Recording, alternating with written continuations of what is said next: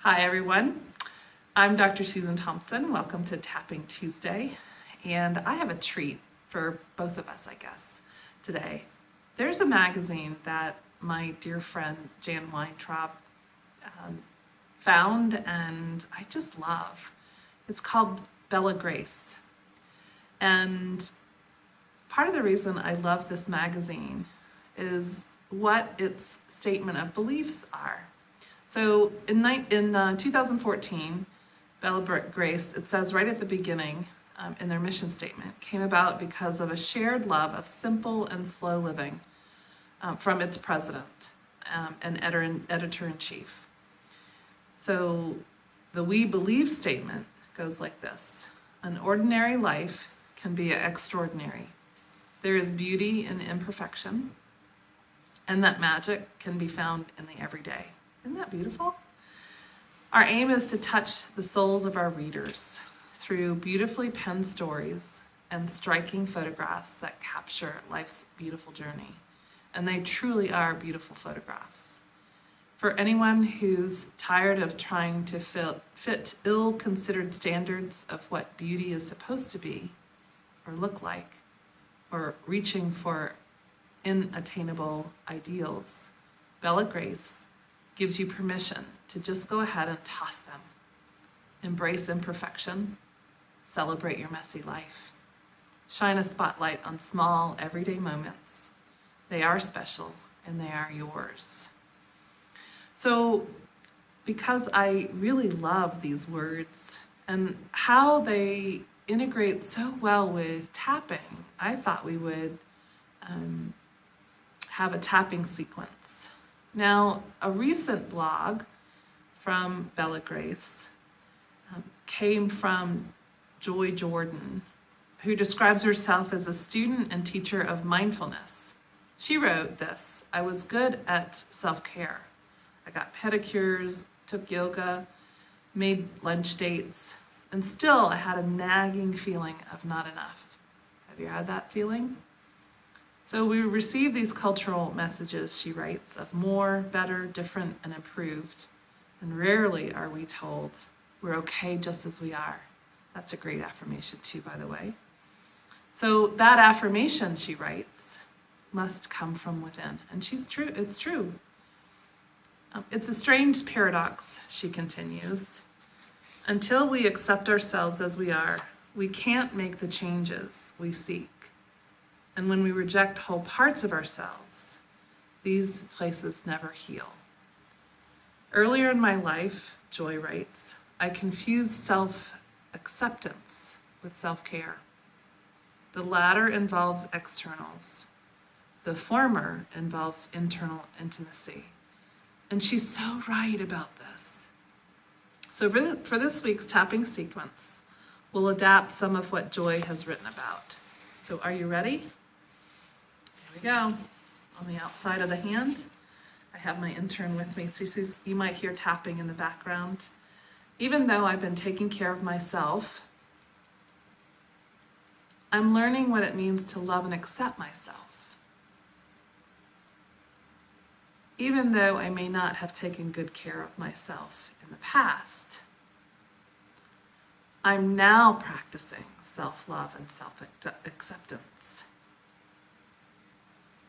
Even though I've sometimes confused self-acceptance with self-care, I now understand and am learning to balance both.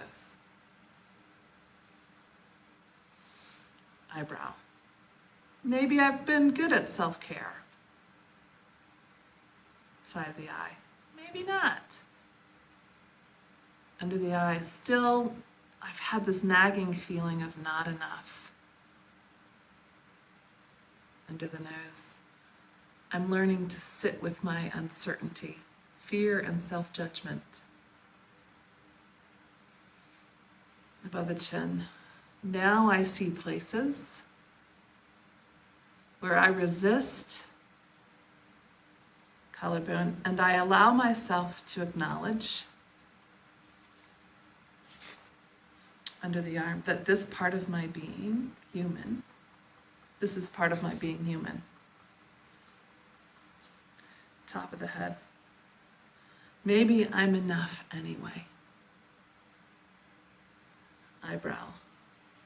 I allow the resistance. Side of the eye, I acknowledge the stuckness I sometimes feel. Under the eye, I move forward by meeting myself right where I am.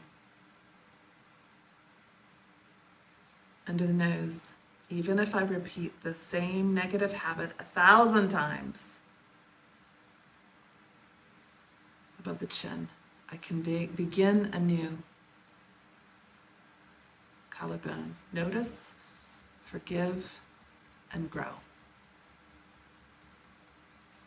Under the arm, it's natural to look outside ourselves for approval and love.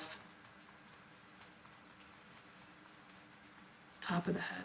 Maybe I could love and accept myself for this too. Eyebrow. I'm learning to look inside, side of the eye, for the love and acceptance I've been seeking. Under the eye. I'm learning that I'm okay just as I am. Under the nose. More and more I practice staying present, open, and connected. Above the chin, whether life is wondrous or heartbreaking. Collarbone. I'm learning how to be my own best friend. Under the arm, more and more I allow myself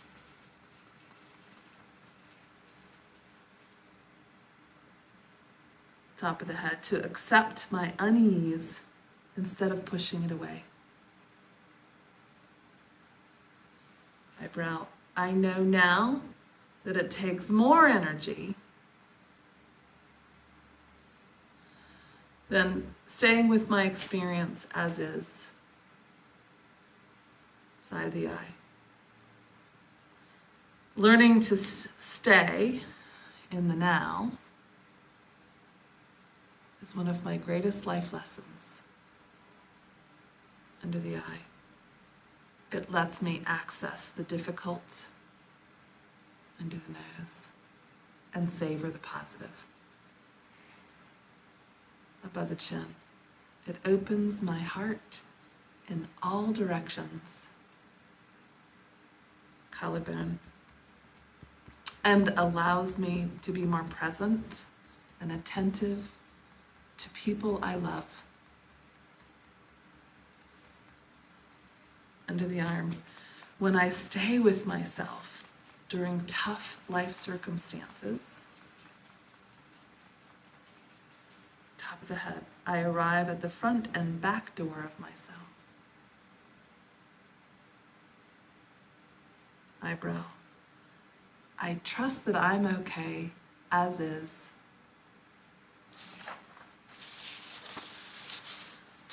Keep tapping there. Side of the eye. The truth is, under the eye, that to heal under the nose, we must feel what we feel. Above the chin. More and more as I sit down with aloneness. Collarbone. I cultivate my capacity to be with everything. Under the arm, little bit by little bit, with patient, persistent effort.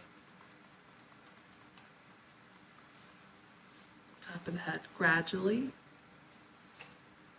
Eyebrow. I trust in myself, even when life is difficult. Side of the eye. And from this trusted edge of aloneness, under the eye, I am connected with the world in a more wholehearted way. Under the nose, more and more, I start right where I am. Above the chin, I meet myself with kindness and take an honest inventory. Collarbone. I honor and accept my raw places and move forward with love and intention. Under the arm. Because I'm human, I know I will falter. Top of the head. But I can be brave enough to begin again. So stop and take a deep breath. And just notice. Joy has written a beautiful piece, and I'll include that in the link to this video. Until next time, happy tapping.